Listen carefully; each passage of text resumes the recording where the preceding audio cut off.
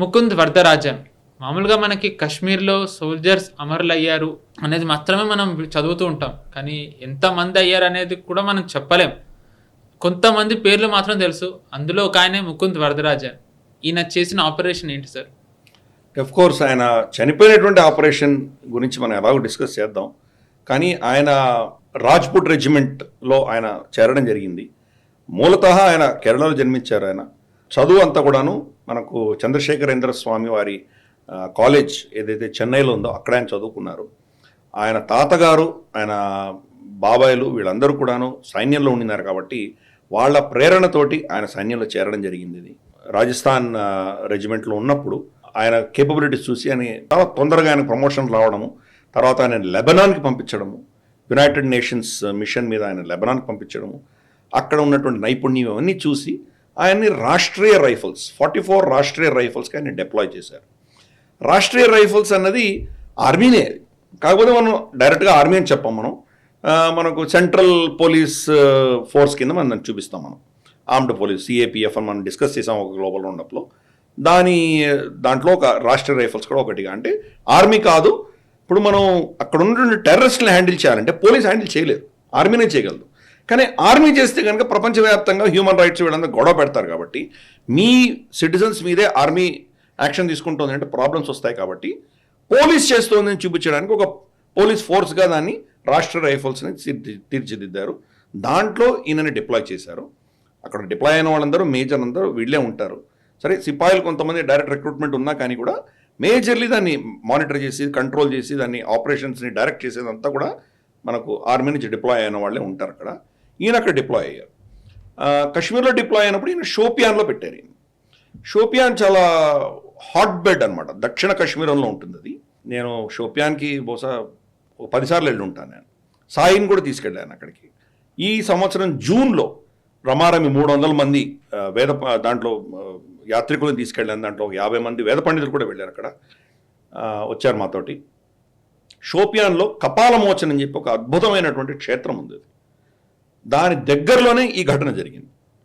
షోపియాన్ జిల్లా డిస్ట్రిక్ట్లో ఇంచుమించు షోపియాన్లో వారానికి ఒక ఎన్కౌంటర్ జరుగుతుంటుంది ఆ డిస్ట్రిక్ట్లో. అంత హాట్ బెడ్ అది. షోపియాన్, కుల్గామ్, అనంతనాగ్, త్రాల్ ఈ ఒక రెక్టాంగిల్ వేయచ్చు మనం.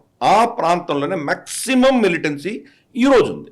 అంటే గతంలో ఉత్తర నార్త్లో కూడా ఉండేది, బారాముల్లా ఇక్కడంతా కూడా ఉండేది, మనకి బాండిపోరా చాలా దగ్గర ఉండేది.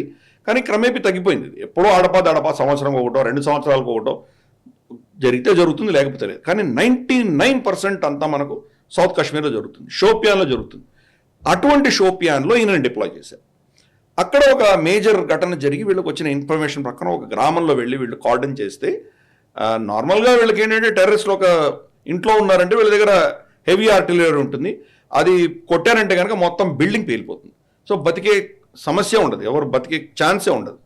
కానీ వాళ్ళకి ఏంటంటే అక్కడ ఒక వీళ్ళు టెర్రరిస్టులు ఉన్నారు అని తెలిసిన బిల్డింగ్లో సివిలియన్స్ కూడా ఉన్నారని తెలిసింది వీళ్ళకి. కాబట్టి సివిలియన్స్ క్యాజువాలిటీస్ వాళ్ళని చంపకుండా ఉండడానికి అవసరం అని చెప్పేసి వీళ్ళు ఆ పెద్ద హెవీ ఆర్టిలరీ వాడకుండా దీన్ని ఏం చేద్దామని ప్రయత్నం చేస్తే కనుక అక్కడి నుంచి ఫైరింగ్ ఆగట్లేదు. సాయంత్రం వేళ చీకటి పడితే కనుక వాళ్ళు తప్పించుకొని వెళ్ళిపోవచ్చు చీకట్లో నుంచి. కార్డన్ సెర్చ్ అంటారు, సిఏసి అంటారు, కార్డన్ అండ్ సెర్చ్ ఆపరేషన్ పెట్టానంటే దాన్ని కంప్లీట్గా సరౌండ్ చేస్తారు. ఆ చీకట్లో వాడు ఎక్కడైనా తప్పించుకెళ్ళచ్చు. మొత్తం లైట్లు పెట్టలేం కదా, ఎక్కడో దొరుకుతుంది, లైట్ని పేల్చేయచ్చు, అక్కడి నుంచి వెళ్ళిపోవచ్చు. ఇటువంటి ప్రమాదాలు ఉంటాయి. కాబట్టి యాక్షన్ తొందరగా చేయాలి అని చెప్పి ఈయన ముకుంద్ వరదరాజన్ గారు నిర్ణయం చేయడంతో ఆయనను తర్వాత ఆయన టీము ముందుకు వెళ్ళే ప్రయత్నం చేశారు. ఆ ఫైరింగ్ వస్తుంటే ఆయన ఏం చేశారంటే నేల మీద పాక్కుంటూ వెళ్ళిపోయారు. కాశ్మీర్లో మనం చూస్తే కనుక ప్రతి ఇంటి చుట్టూన్న కూడా ఒక విధమైనటువంటి యాపిల్సో లేకపోతే మనకు బాదామో పిస్తా ఇటువంటివన్నీ వాళ్ళకు ఉన్నటువంటి బగీచా అంటారు, ఒక విధమైన గార్డెన్ లాంటిది. గార్డెన్ కాదు, ఏమంటారంటే ఒక పొలం అందాం, పొలాలు ఉంటాయి వాళ్ళకి. ఆ పొలాల నుంచి ఆయన వెళ్తుంటే బుల్లెట్లు ఆయన మీద వెళ్తుంటే దాన్ని అలాగే పాక్కుంటూ వెళ్ళి దగ్గర దాకా వెళ్ళారు. చూస్తే కనుక ఇది సిచ్యువేషన్ అంత తొందరగా తేలే పరిస్థితి లేదని చెప్పి వీళ్ళు డైరెక్ట్గా వెళ్ళి అటాక్ చేసేసారు. విక్రమ్ అని చెప్పేసి ఆయన టీంలో ఉన్నటువంటి ఒక సిపాయి, ఆయనకు దెబ్బలు తగిలి ఆయనకు చనిపోయే పరిస్థితిలో ఉన్నప్పుడు గ్రనేడ్ ఈయన వేశారు. గ్రనేడ్ వేసేసరికి ఒక 3 టెర్రరిస్టులు ఒక అతను చనిపోవడం జరిగింది. మిగతా 2 పారిపోతుంటే వాళ్ళు ఎవరు అని చెప్పి ఆ పొగలో ఈయన చూడగలిగారు. చూసి దాంట్లో వానీ అని చెప్పేసి, అల్తాఫ్ వానీ అని చెప్పేసి ఒక చాలా కరుడుగట్టినటువంటి టెర్రరిస్ట్ ఆ ఇద్దరిలో ఉన్నాడు అని తెలిసి చేస్ చేశారు. ఆయన చేసి చేయడంలో ఏమైందంటే అది ఈ బిల్డింగ్ ఎదురుగా ఉన్నటువంటి ఒక అవుట్ హౌస్లో వెళ్ళి వాళ్ళు దాచుకున్నారు.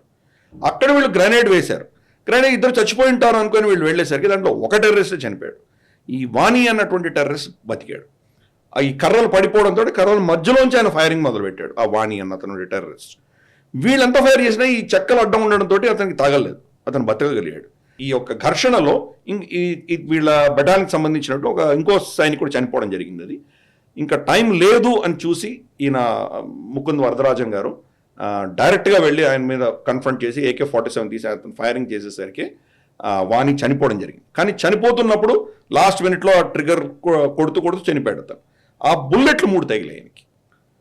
కానీ యుద్ధం అంతా అయిపోయిన తర్వాత ఈయన ఆ బిల్డింగ్ నుంచి బయటకు వస్తుంటే మిగతా వాళ్ళు ఎవరైతే వీళ్ళ బెటాలియన్ ఉన్నారో వాళ్ళందరూ చూసి బాగానే ఉన్నారు అని అనుకున్నారు. అన్ఫార్చునేట్లీ బుల్లెట్లు చాలా తీవ్రంగా తగిలాయి, రక్తస్రావం చాలా అయింది దానికి. కొన్ని అడుగులు వేయంగానే పడిపోయారు ఆయన అక్కడి నుంచి ఎవాక్యువేట్ చేయడానికి. ఎందుకంటే అప్పుడు ఆర్డర్ ఇస్తే కనుక హెలికాప్టర్ రావాలి ఎక్కడి నుంచో, అక్కడ టేక్ ఆఫ్ అవ్వాలి, అది హీట్ అవ్వాలి, టేక్ ఆఫ్ అవ్వాలి, రావాలి, ఇక్కడ ల్యాండ్ అవ్వాలి, మళ్ళీ దాంట్లో పెట్టి తీసుకెళ్ళాలి, ఎవాక్యుయేషన్ టైం పడుతుంది. ఆ ఎవాక్యుయేషన్ ప్రాసెస్లో ఆయన చనిపోయారు. సో అద్భుతమైనటువంటి ధైర్య సాహసాలు చూపించి ఆయన దాంట్లో బలిదానం ఇవ్వడం జరిగింది. అది ఆయన చేసినటువంటి సేవలకు భారత ప్రభుత్వం ఆయనకి అశోక్ చక్ర ఇవ్వడం జరిగింది. పీస్ టైం అంటే యుద్ధం లేని సమయాల్లో ఇచ్చేటువంటి హయ్యెస్ట్ గ్యాలంటరీ అవార్డ్ అశోక్ చక్ర, అది ఇవ్వడం జరిగింది. ఆయన చేసినటువంటి బలిదానం వృధా పోదు. అందుకనే మేము కూడా అక్కడికి వెళ్ళి అదే షోపియాన్లో వెళ్ళి మేము హోమం చేసి వచ్చాము. మేము అక్కడ శాంతి నెలకొనాలి, మన సైనికులకు జయం కలగాలన్న దిశగానే మేము కూడా ప్రయత్నాలు చేస్తున్నాము. ప్రతి భారతీయుడు కూడా మన సైన్యానికి రక్షణ ఇవ్వమని చెప్పి మహాకాలుని ప్రార్థించాలి, వాళ్ళ ఇష్టదేవతని ప్రార్థించాలి. ఇటువంటి దేశభక్తులు, ఇటువంటి ముద్దు బిడ్డలు బలిదానం ఇస్తున్నటువంటి మన బ్రేవాట్స్ అందామా, వాళ్ళని యోధులు అందామా, వీరులు అందామా, వాళ్ళ యొక్క ఆత్మ పరమేశ్వరుడు చాలా ప్రీతి. ఆయన పాదాల దగ్గరికి ఆయన ఆత్మ చేరాలని చెప్పి మనం అందరూ కూడా ప్రార్థిద్దాం. రైట్ సార్, మీరు అన్నట్టుగా కాశ్మీర్లో ఈరోజు ఈ శాంతి ఉంది అంటే ఇలా సైనికులు అమరులు అవ్వడం వల్లే. వీళ్ళదే ఇప్పుడు ఇన్ఫ్యాక్ట్ చెప్పాలంటే ఇందాక స్టార్టింగ్లో చెప్పినట్టుగా ఈయన బయోపిక్కే ఇప్పుడు రాబోతోంది మరికొన్ని నెలల్లో, అమరన్ అని. అది వేరే వేరే భాషల్లో కూడా డబ్ అవుతోంది. ఐ జస్ట్ హోప్ ఇది జనాలు చూసి ఈయన చేసిన త్యాగం, ఈయన చూపించిన తెగువ, ఈయన చేసిన పోరాటం చూసి వాళ్ళు తెలుసుకుంటే గనక అదే మనం ఆయనకిచ్చే నివాళి. ఇలాంటి వాళ్ళ ప్రాణత్యాగం ఎప్పటికీ కూడా మనం అందరం గుర్తుపెట్టుకుంటాం. కాశ్మీర్లో శాంతి రావాలని, ఏదైతే మన సైనికులు చనిపోతున్నారో, అమరులు అవుతున్నారో అది తగ్గాలని చెప్పి మనస్ఫూర్తిగా కోరుకుందాం సార్. ఈ వీడియో మీకు నచ్చినట్టయితే లైక్ చేయండి, 10 మందికి షేర్ చేయండి. అలాగే కామెంట్ల రూపంలో మీ అభిప్రాయాలను మాతో పంచుకోండి. Nationalist hub group of channels ను సబ్స్క్రైబ్ చేసుకుని తెలుగునాట జాతీయవాద జర్నలిజాన్ని ప్రోత్సహించండి. ఈ వీడియో కింద ఉన్న బెల్ ఐకాన్ పై క్లిక్ చేయడం మర్చిపోవద్దు.